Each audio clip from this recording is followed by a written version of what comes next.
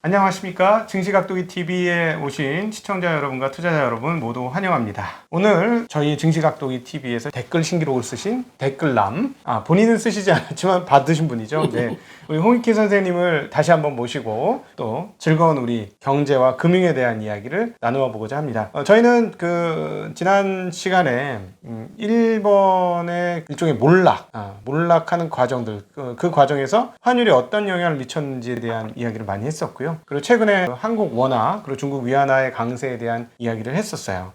그러니까 사실은 많은 분들이 이런 댓글을 쓰셨더라고요. 뭔가 데자뷰가 된다. 어떤 데자뷰냐? 1번이 잘 나가니까 1번이 뭐 세계 10대 기업 중에서 거의 절반을 차지하고 50대 기업 중에서도 상당 수준을 차지하고 세계 경제를 호령하던 그 1번, 그 잘 나가던 1번이 플라자 합의로 한번 얻어맞고, 그리고 또 루브르 합의로 또 한번 얻어맞고, 그 다음에 또 중국으로부터도 한번 얻어맞고, 이런 것들이 겹치면서 순식간에 그 고공행진하던, 그러니까 4만 포인트까지 가던 니케이 지수가 90년을 기점으로 해서 떨어지기 시작해서 15,000포인트까지 주저앉아버리는, 그냥 거의 몰락을 해버리는 그런 것들을 경험했는데, 최근에 원화의 흐름들을 보면 원화 강세가 됐고, 그 다음 외국인 매입 자금들이 들어오고, 여기까지는 좋다. 자, 여기까지는 받아들이겠다.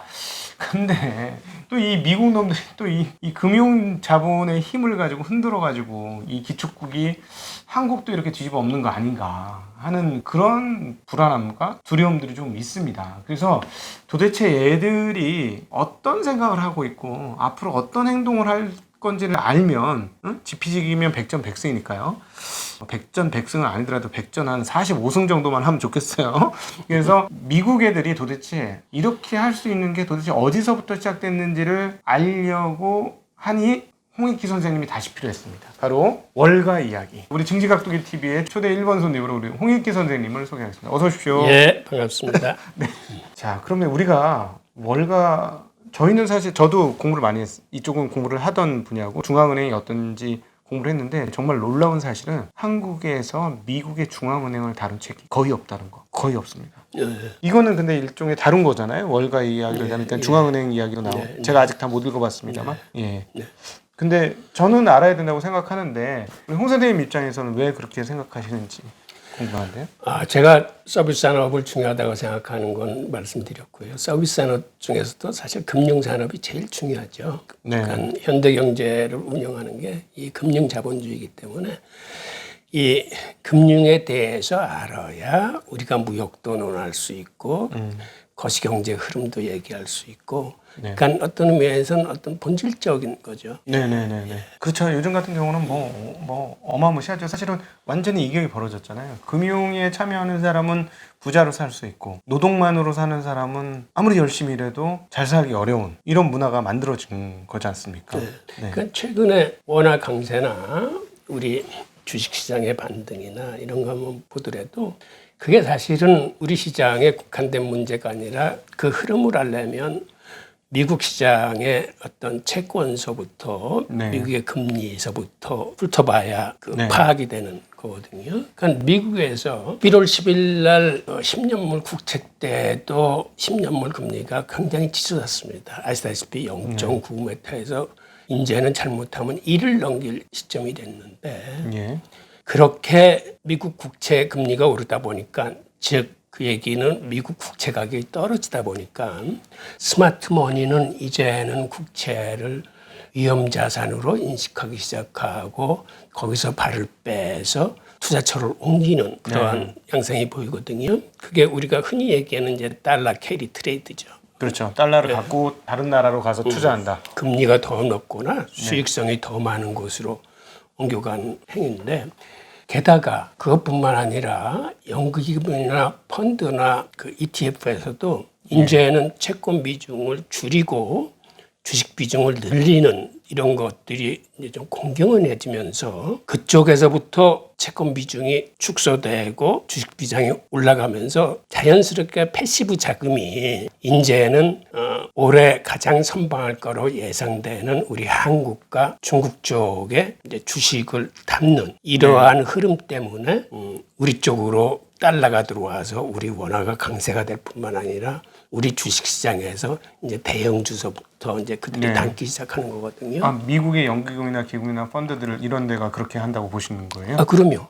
그런 건 벌써 시작됐어요. 그러니까 네. 달러 캐리 트레이드와 함께 심지어는 그런 채권 비중을 축소하는 건 우리 국민연금도 마찬가지입니다. 지금 우리 국민연금의 채권 비중이 47%인데 네네.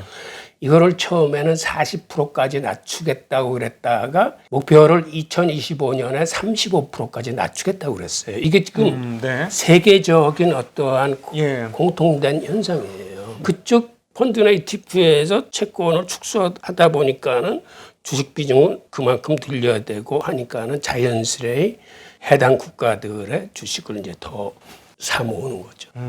그럼 한국의 국민연금이나 이런 쪽도 미국 국채에 대해서 그렇게 긍정적이지 않다는 얘기로 들리네요. 저는 지금 말씀하시는 거 보니까. 맞습니다. 그거는 그건 모든 스마트폰이나 모든 연금이나 펀드의 지금 공통된 인식이에요. 그러니까 이게 일시적인 현상으로 끝나는 게 아니라 네. 앞으로 구조적으로 계속될 수 있는 현상입니다.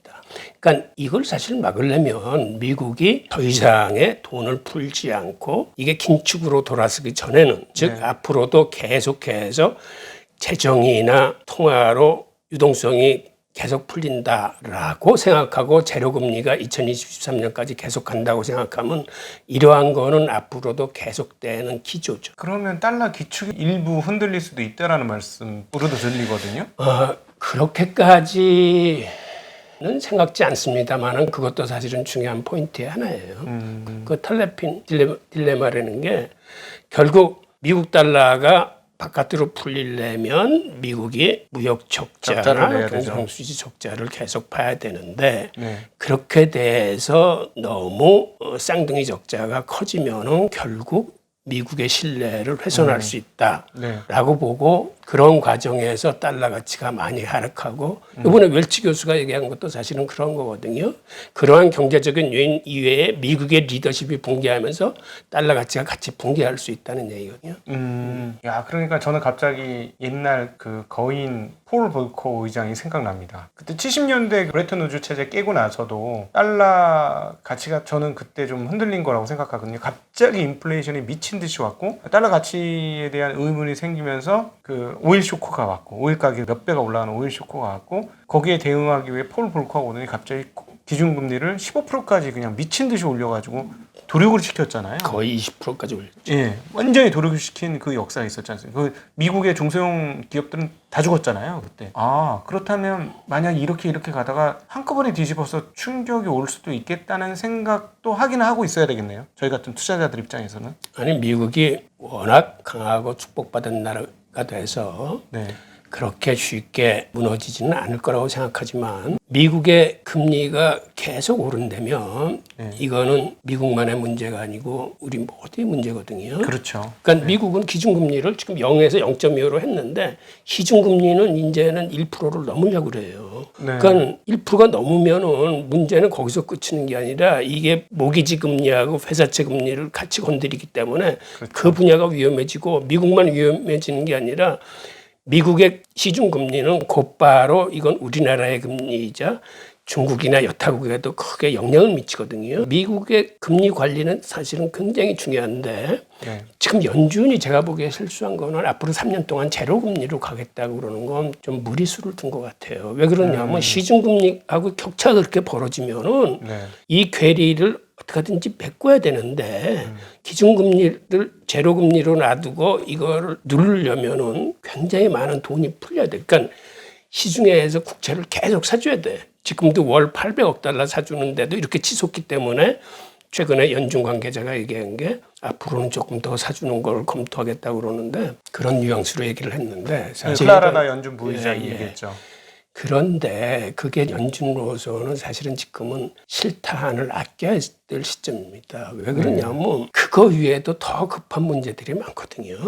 앞으로 국채가 계속 지금 민주당 정권이 들어와서 더 큰 금액으로 풀릴 텐데 그러면은 그거를 국제시장을 유지하려면은 연준이 계속 그 뒤로라도 국채를 많이 사줘야 돼요. 그때 네네. 쓸 실탄이 필요한데 그래서 지금 연준의 고민은 이렇게 10년물이나 국채금리가 계속 오르면은 이걸 어느 정도 선에서 막아야 되느냐. 네네. 그걸 막기 위해서는 도대체 어느 정도의 통화가 더 풀려야 되느냐 등등 그런 게 지금 연준의 고민이죠. 아니 그래서 사실은 그 클라라다도 YCC까지는 안 하겠다고는 얘기했는데 사실상 금리를 찍어 누른다는 거는 금리 올라가는 거 막으려면 그게 YCC 아닙니까? 지금 상황에서는 그걸 일드 커브 컨트롤이라고 부를 수밖에 저는 없다라고 보거든요. 그거를. 아니 뭐 비슷한 개념이겠지만 그 YCC를 할 적에는 거의 제로금리에서 막겠다는 거고 그거는 연준이 못합니다. 제로금리에서 막을 수가 없어요. 지금 이런 상황에서는.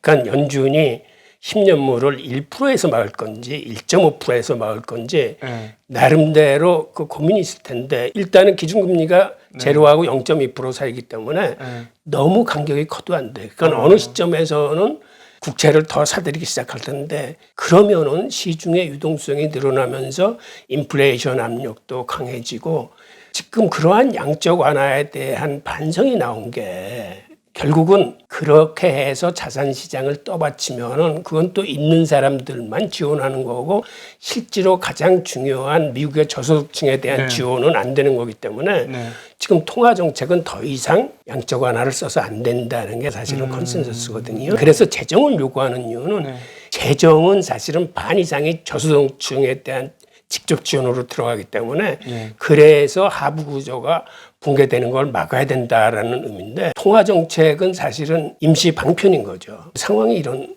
그 말씀을 오늘 아침에 빌 더들리 전 뉴욕 연방은행 총재도 했어요. 딱 그 선생님이 하신 말씀 그 얘기했는데 뭐라고 했냐면 제로금리 수준까지 금리를 인하했고 대차대표를 7조 달러 이상 확대했기 때문에 경제가 연준으로부터 더 큰 도움을 받기 어렵다라고 얘기를 했고 지금 연준이 단기간 경제를 보호할 수 있는 화력이 많지 않다라고까지 얘기했어요. 맞아요. 예, 그러니까 똑같은 말씀하시는 거거든요. 야 전 뉴욕 연은 총재 이 정도 얘기했으면. 만만치 않다. 진짜 상황 심각하다. 사실 좀 극단적으로 얘기하면 이제 통화 정책은 종언을 맞은 거예요. 통화 정책으로서는 더 이상 지금의 위기 상황을 이거를 회복시키지 못합니다. 지금은 재정 정책이야 그 저소득층 붕괴를 막아낼 수 있어요. 그러니까 이게 다행히 코로나가 빨리 진정이 되고 백신이 보급이 되고 그래서 경제 상황이 다시 회복돼서 일자리가 창출돼서 예전의 경기 순항의 상태로 빨리 돌아야 되는데 문제는 코로나가 이렇게 재확산 속도가 커지고 다시 실업이 증가하고 경기가 나락으로 떨어지면은 사실은 이게 굉장히 위험한 거죠. 그러니까 빨리 부양책도 나와야 되고 재정정책을 해야 되고. 근데 어쨌든 재정정책을 한다라는 건 통화량이 그만큼 또 늘어난다는 거잖아요. 실물에서. 그래도 늘어나요. 그러면은 달러 들고 있는 사람 달러 들고 있는 거 자체가 굉장히 부담스러울 수밖에 없는 상황이에요. 그런데 재정이 통화 정책하고 틀린 이유는 재정은 그래도 재정의 지금 집행의 반을 저소득층에 써주기 때문에 그 사람들한테는 그게 이제 기본소득이나 뭐 실업급여나 기타 사회복지 정책으로서 하기 때문에 이건 그 사람들의 붕괴를 막아주는 거고 기업한테 쏘주는 거는 일종의 대출입니다. 그렇기 때문에 통화 정책은 사실은 그냥 시중에다 유동성을 살포하는 거지만 재정으로 기업의 대출을 지원해 주는 건 이거는 꿔주는 돈이기 때문에 다시 이거는 회수가 다 가능해요. 그래서 심하게 시중의 유동성을 늘리지는 않아요. 재정은. 그럼 빨리 재정을 써야 되고 빨리 재정을 쓰는 부양책을 하는 수밖에 없는. 실제로 오늘 아침에 뉴스 중에 엠파이어 스테이트 지수가 뚝 떨어졌어요.